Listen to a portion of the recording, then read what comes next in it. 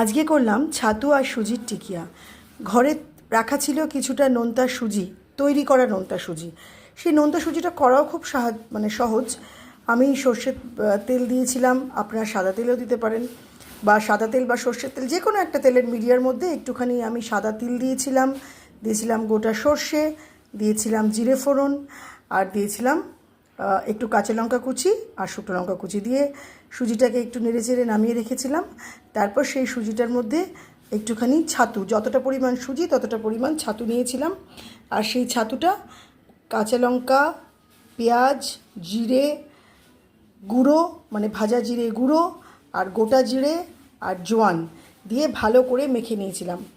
দিয়ে তারপরে এরকম গোল গোল গোল করে টিকিয়া শেপ দিয়েছি, দিয়ে শ্যালো ফ্রাই করে নিয়েছি সাদা তেলে। অবশ্যই করে খাবেন, ভালো লাগবে বর্ষার দিনে। আর সাথে কিন্তু লিকার চাটা নিতে ভুলবেন না।